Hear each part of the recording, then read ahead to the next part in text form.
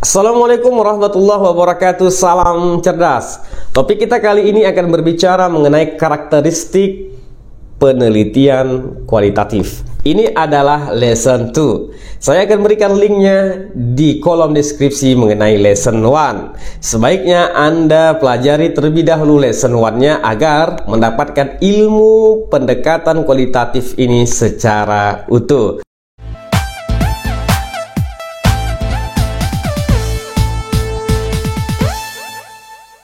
Baik, karakteristik penelitian kualitatif. Nah, sebagai seorang peneliti di bidang kualitatif atau menggunakan pendekatan kualitatif di dalam penelitiannya, haruslah kita memahami bagaimana karakter utuh daripada kualitatif ini. Untuk apa? Untuk memudahkan kita pada proses melakukan penelitian dan proses penulisan akhir. Penelitian kualitatif berkarakterkan mendeskripsikan. Apa yang dideskripsikan? Sesuatu yang kita lihat di lapangan. Apa fakta yang ada di lapangan, itulah yang kita tulis. Namun pada saat penulisannya tidak cukup hanya menyajikan apa yang kita lihat di lapangan saja, tetapi di sana ada interpretasi atau terjemahan atau tafsiran yang dilakukan secara ilmiah berdasarkan apa yang kita lihat itu. Baik, sekarang akan saya sampaikan 9 karakter pendekatan kualitatif. Ini saya dapatkan dari tokoh yang banyak berbicara mengenai metode penelitian. Di antaranya ada Frankl, Bogdan, dan Bicklin. Yang pertama, penelitian kualitatif, instrumen utamanya adalah penelitinya dan mempunyai latar alamiah dengan sumber data yang langsung. Nah, seperti ini. Peneliti kualitatif harus turun ke lapangan ya secara intensif dan terlibat secara aktif sampai menemukan sesuatu dari yang diamatinya. Nah, seperti ini.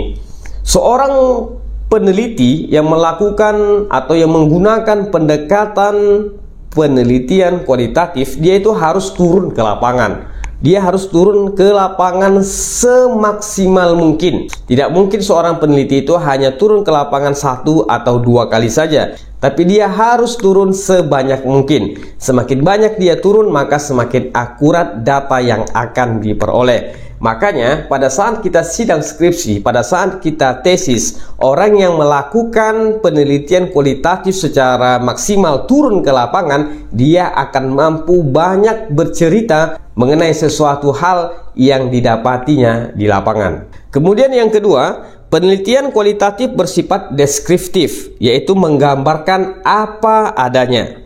Peneliti harus mendeskripsikan objek, fenomena atau gejala sosial yang akan disampaikan dalam tulisan. Dalam penulisan tersebut, peneliti mengungkapkan kutipan-kutipan fakta ataupun data. Nah, apa yang kita peroleh di lapangan itu sebaiknya kita jadikan satu referensi. Contoh, ketika kita bertanya sesuatu kepada seseorang, maka kita tulislah seseorang itu menjadi referensi daripada penelitian kita. Begitulah seterusnya. Kemudian yang ketiga adalah penelitian kualitatif sangat fokus pada proses dan hasil. Dalam pengujian penelitian kualitatif, maka akan banyak berbicara mengenai cara mencari informasi. Dari mana Anda mendapatkan informasi ini? Siapa informan Anda? Apa yang dikatakannya? Nah, seperti itulah kira-kira yang dimintai oleh poin ini. Kemudian, mengenai hasilnya adalah disesuaikan dengan cara tersebut, karena hasil itu adalah rangkaian dari berbagai cara. Nah, mengenai hasil daripada penelitian kualitatif ini bergantung bagaimana cara seorang peneliti itu melakukan penelitiannya. Nah, semakin banyak orang yang menjadi informannya, semakin banyak informannya, maka semakin banyak yang didapatinya informasi itu. Semakin akurat pemilihan informannya, maka semakin bagus informasi yang didapati. Yang keempat, penelitian kualitatif dalam cara analisis datanya dilakukan secara induktif. Nah, Apa itu induktif? Induktif itu daripada cerita umum ke cerita yang khusus, ya. Daripada cerita yang melebar sampai cerita yang mengerucut. Itulah yang dimaksudkan dengan induktif. Penelitian kualitatif ini tidak mencari data fakta untuk kepentingan bukti atau penolakan, ya, namun mencari fakta-fakta yang beragam dan sebanyak-banyaknya. Kemudian setelah itu ditelaah, selanjutnya diambillah satu kesimpulan. Nah, seperti ini. Ketika kita melakukan penelitian, kita dalam melakukan penelitian itu tidak ada membenarkan dan tidak ada menolak satu data itu. Jadi semua kita kumpulkan. Tidak ada di sana kita menyetujui terlebih dahulu dan tidak ada di sana tidak menyetujui atau terjadi penolakan.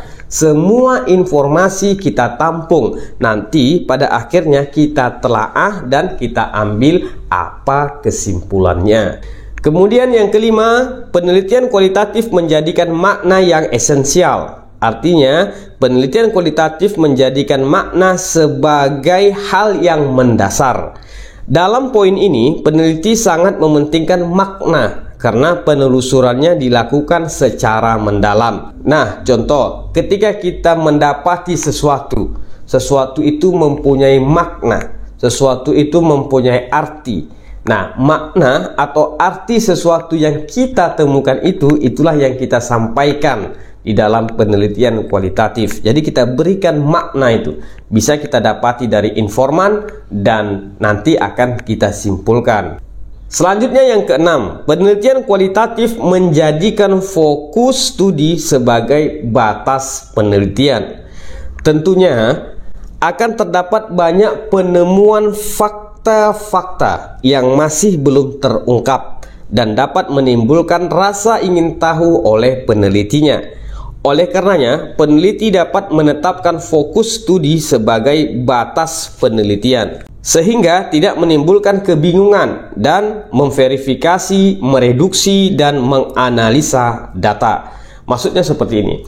Ketika kita melakukan penelitian, ya, ketika kita menjalankan pendekatan kualitatif, dia akan mendeskripsikan apa yang kita lihat, apa yang kita nampak, kemudian apa faktanya. Nah, tentunya banyak sekali yang kita lihat, banyak sekali yang kita nampak. Nah, untuk supaya jangan membingungkan kita, ya, kita harus juga fokus kepada objek apa yang sebenarnya kita teliti. Walaupun kita banyak menemukan hal, ya, banyak menemukan fenomena yang ada di sana. Untuk mengatasi itu semua, itulah fungsinya adanya verifikasi, reduksi, dan analisa data di dalam penelitian kualitatif. Selanjutnya yang ketujuh adalah penelitian kualitatif menggunakan kriteria khusus untuk ukuran keabsahan data. Seperti ini. Penelitian ini dilakukan secara valid dan direkam dalam jejak pengamatan di lapangan,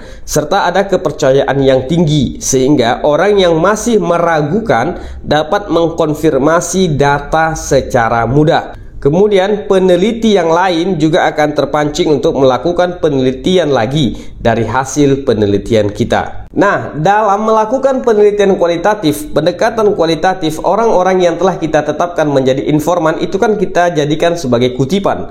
Itu kita jadikan sebagai catatan. Pada akhirnya nanti, nah, ada orang yang meragukan daripada penelitian kita. Kita kan mempunyai rekam jejak. Nah, jadi orang yang meragukan penelitian kita atau orang yang mau melakukan penelitian ulang, mau melakukan penelitian lanjutan akan mendapatkan jejak daripada tulisan kita itu. Oleh karenanya kita harus benar-benar jujur di dalam melakukan penelitian kualitatif ini. Selanjutnya yang kedelapan, penelitian kualitatif desain awalnya bersifat tentatif dan verifikatif. Apa itu tentatif dan verifikatif? Tentatif adalah belum pasti atau dapat berubah. Verifikatif adalah terbuka untuk ditelusuri. Seperti ini. Penelitian yang dilakukan tidak menentukan cara baku dan kaku. Kebakuan di sini tergantung pada pencarian data dan fokus studi yang dieksplorasi. Selain itu, kesulitan dalam kebakuan disebabkan peneliti sejak awal sudah memfokuskan pada proses daripada hasil akhir penelitian.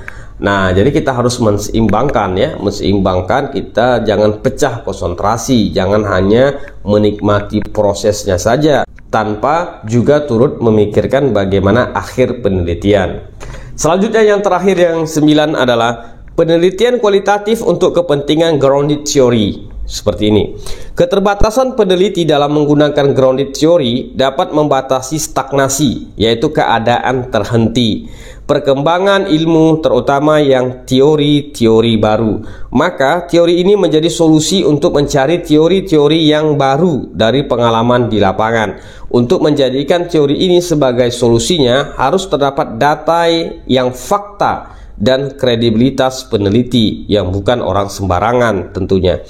Tujuan teori ini mengembangkan pengertian konsep-konsep yang akhirnya akan menjadi teori. Tahap ini dikenal dengan istilah grounded theory research. Nah, seperti ini.